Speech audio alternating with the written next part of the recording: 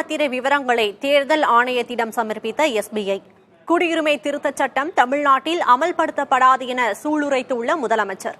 பாஜகவுடன் இணைந்த சமத்துவ மக்கள் கட்சி, இரண்டாம் கட்ட வேட்பாளர்கள் பட்டியலை வெளியிட்ட காங்கிரஸ், இந்தோனேஷியாவில் ஏற்பட்டுள்ள கடும் வெள்ளப்பெருக்கு என உள்ளூர் முதல் உலகம் வரையிலான செய்திகளை நிமிட செய்திகளாக பார்க்கலாம்.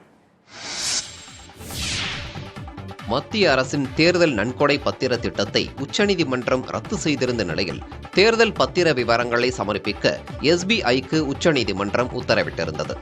எனினும் தேர்தல் பத்திர விவரங்களை சமர்ப்பிக்க ஜூன் 30ஆம் தேதி வரை கால அவகாசம் வழங்கக் கோரி உச்சநீதிமன்றத்தில் எஸ்பிஐ வங்கி முறையிட்டது.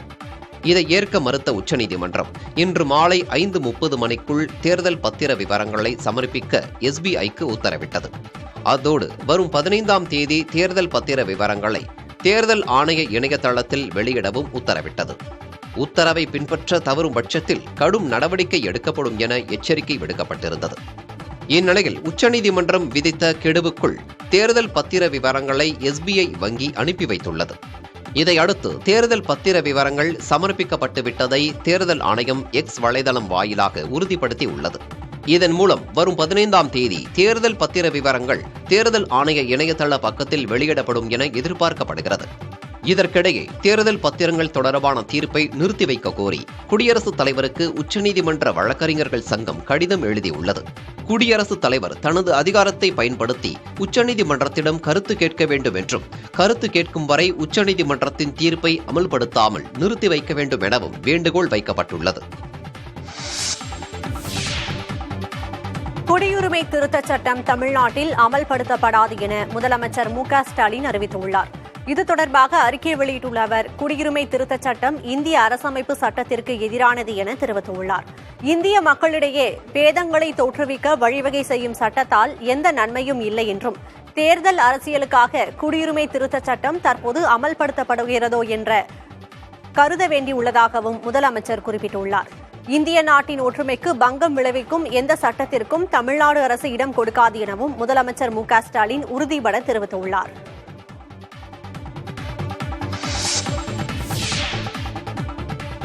குடியுரிமை திருத்தச் சட்டத்தை அமல்படுத்த தடை விதிக்க கோரி இந்திய யூனியன் முஸ்லீம் லீக் கட்சி உச்சநீதிமன்றத்தில் மனு தாக்கல் செய்துள்ளது. கடந்த 2019ஆம் ஆண்டு நாடாளுமன்றத்தில் குடியுரிமை திருத்தச் சட்ட மசோதா கொண்டுவரப்பட்ட போதே இந்த சட்டம் சமத்துவத்தை மீறுவதாக கூறி பல்வேறு தரப்பினர் உச்சநீதிமன்றத்தில் வழக்கு தொடர்ந்தனர். இந்த வழக்குகள் இன்னும் நிலுவையில் உள்ள நிலையில் 4 ஆண்டுகளுக்கு மேலாக இந்த சட்டத்தை மத்திய அரசு அமல்படுத்தாமல் இருந்துள்ளது. தற்போது குடியுரிமை திருத்தச் சட்டம் நடைமுறைக்கு வருவதாக மத்திய உள்துறை அமைச்சகம் அதிகாரப்பூர்வமாக அறிவித்துள்ளது. இதை எதிர்த்து இந்திய யூனியன் முஸ்லீம் லீக் கட்சி உச்சநீதிமன்றத்தில் மனு தாக்கல் செய்துள்ளது. 2019ஆம் ஆண்டு புதிய குடியுரிமை திருத்த மசோதா கொண்டுவரப்பட்ட போது இந்திய யூனியன் முஸ்லீம் லீக் கட்சி முதன்முதலாக உச்சநீதிமன்றத்தில் மனு தாக்கல் செய்தது குறிப்பிடத்தக்கது. நாடாளுமன்ற தேர்தலில் திமுகவுடன் கூட்டணியில் உள்ள கம்யூனிஸ்ட் கட்சிகள் போட்டியிடும் தொகுதிகள் அறிவிக்கப்பட்டுள்ளன. தமிழ்நாட்டில் ஆளும் திமுக கூட்டணியில் இடம்பெற்றுள்ள மார்க்சிஸ்ட் கம்யூனிஸ்ட் மற்றும் இந்திய கம்யூனிஸ்ட் கட்சிகளுக்கு தலா 2 மக்களவை தொகுதிகள் ஒதுக்கப்பட்டன. இதையடுத்து போட்டியிடும் தொகுதிகள் எவை என்பது தொடர்பாக மார்க்சிஸ்ட் கம்யூனிஸ்ட் கட்சியின் மாநில செயலாளர் கே. பாலகிருஷ்ணன் மற்றும் இந்திய கம்யூனிஸ்ட் கட்சியின் மாநில செயலாளர் முத்தரசன் ஆகியோர் அண்ணா அறிவாலயத்தில் முதலமைச்சர் மு.க.ஸ்டாலினை தனித்தனியாக சந்தித்து பேசினர். இந்த சந்திப்புக்கு பிறகு இரு கட்சிகளும் போட்டியிடும் தொகுதிகள் அறிவிக்கப்பட்டது. அதன்படி மார்க்சிஸ்ட் கம்யூனிஸ்ட் கட்சி மதுரை மற்றும் திண்டுக்கல் தொகுதிகளிலும், இந்திய கம்யூனிஸ்ட் கட்சி நாகை மற்றும் திருப்பூரிலும் போட்டியிடுவதாக அறிவிக்கப்பட்டுள்ளது.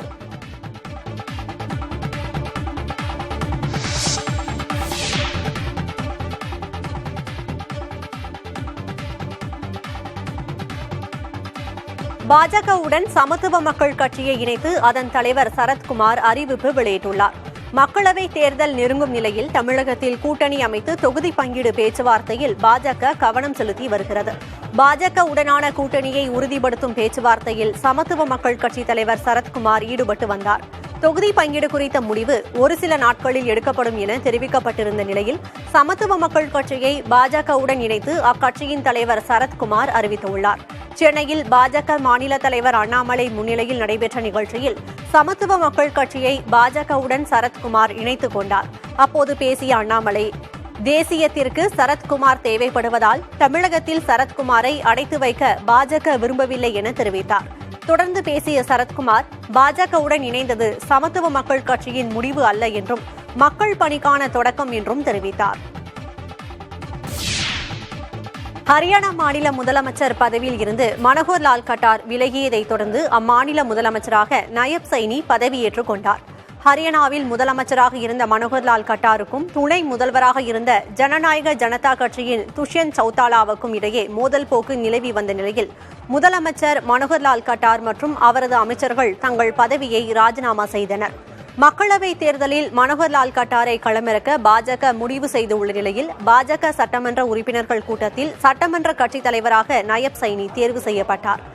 சுயேச்சை சட்டமன்ற உறுப்பினர்களின் ஆதரவுடன் ஆட்சி அமைக்க முடிவு செய்த நயப் சைனி மாநில ஆளுநர் பண்டாரு தத்தாத்ரேயாவை சந்தித்து ஆட்சி அமைக்க உரிமை கோரினார். தொடர்ந்து ஆளுநரின் அழைப்பை ஏற்று மாநில முதலமைச்சராக நயப் சைனி பதவியேற்றுக் கொண்டார். ஆளுநர் மாளிகையில் நடைபெற்ற இந்த நிகழ்வில் அவருக்கு ஆளுநர் பண்டாரு தத்தாத்ரேயா பதவி பிரமாணம் செய்து வைத்தார். இவருடன் பாஜக சட்டமன்ற உறுப்பினர்கள் கன்வர் பால், மூல்சந்த் சர்மா, ஜெய் பிரகாஷ் தலால், பன்வாரிலால், சுயேச்சை சட்டமன்ற உறுப்பினர் ரஞ்சித் சிங் சௌதாலா ஆகியோர் அமைச்சர்களாக பதவியேற்றுக் கொண்டனர்.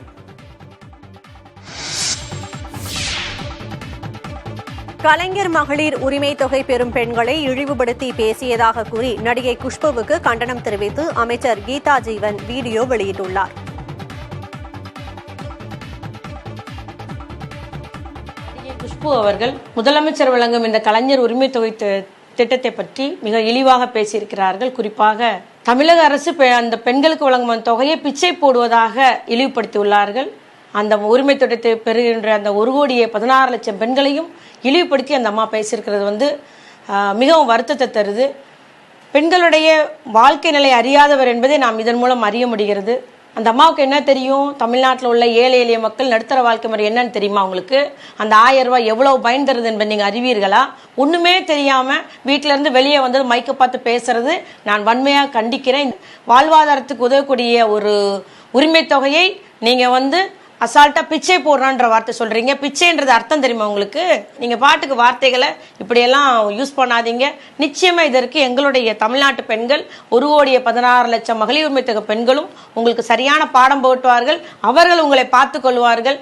அடக்கி வாசியுங்கள் என்பதை மட்டும் நான் கூறிக்கொள்கிறேன். பாஜகவுடன் கூட்டணி பேச்சுவார்த்தையில் ஈடுபட்டுள்ள முன்னாள் முதலமைச்சர் ஓ பன்னீர்செல்வம் தரப்பினர் 15 தொகுதிகளுக்கான விருப்ப பட்டியலை அளித்துள்ளதாக தகவல் வெளியாகியுள்ளது. பாஜக தேர்தல் பொறுப்பாளர்களான மத்திய அமைச்சர்கள் கிஷன் ரெட்டி, வி.கே. சிங், எல். முருகன், பாஜக மாநில தலைவர் அண்ணாமலை ஆகியோருடன் ஓ பன்னீர்செல்வம் தரப்பினர் கடந்த ஞாயிற்றுக்கிழமை பேச்சுவார்த்தையில் ஈடுபட்டனர். அப்போது மக்களவைத் தேர்தலில் போட்டியிட 15 தொகுதிகளை ஒதுக்க வேண்டும் என அவர்கள் வலியுறுத்தியதாக கூறப்படுகிறது.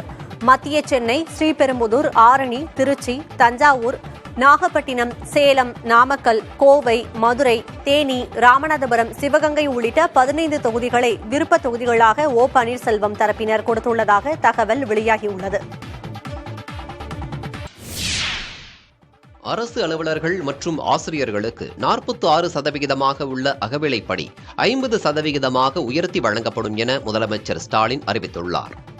இதுகுறித்து வெளியிடப்பட்ட அறிக்கையில், கடந்த ஆண்டு ஜூலை மாதம் முதல் மத்திய அரசு பணியாளர்களுக்கான அகவிலைப்படி அறிவிக்கப்படும் போதெல்லாம் தமிழ்நாடு அரசும் அதை பின்பற்றி அரசு அலுவலர்கள் மற்றும் ஆசிரியர்களுக்கு அகவிலைப்படியை உயர்த்தி அறிவிப்பு வெளியிட்டு வருவதாக தெரிவிக்கப்பட்டுள்ளது. அந்த வகையில் கடந்த ஜனவரி 1ஆம் தேதி முதல் மத்திய அரசு பணியாளர்களுக்கு 46% உள்ள அகவிலைப்படியை 50% உயர்த்தி வழங்கிட ஒப்புதல் வழங்கப்பட்டுள்ள நிலையில், மாநில அரசு பணியாளர்களுக்கும் அகவிலைப்படியை உயர்த்தி வழங்க முதலமைச்சர் ஸ்டாலின் உத்தரவிட்டுள்ளதாக தெரிவிக்கப்பட்டுள்ளது. அதன்படி மாநில அரசு அலுவலர்கள் மற்றும் ஆசிரியர்களுக்கு 46% உள்ள அகவிலைப்படியை கடந்த ஜனவரி 1ஆம் தேதி முதல் 50% உயர்த்தி வழங்கப்படும் என அறிவிக்கப்பட்டுள்ளது. இந்த அறிவிப்பால் சுமார் 16 லட்சம் அரசு அலுவலர்கள், ஆசிரியர்கள், ஓய்வூதியதாரர்கள், குடும்ப ஓய்வூதியதாரர்கள் ஆகியோர் பயனடைவார்கள் என்றும், இதனால் ஆண்டுக்கு 2587 கோடியே 91 லட்சம் ரூபாய் அளவுக்கு மாநில அரசுக்கு கூடுதல் செலவினம் ஏற்படும் என்றும் தெரிவிக்கப்பட்டுள்ளது.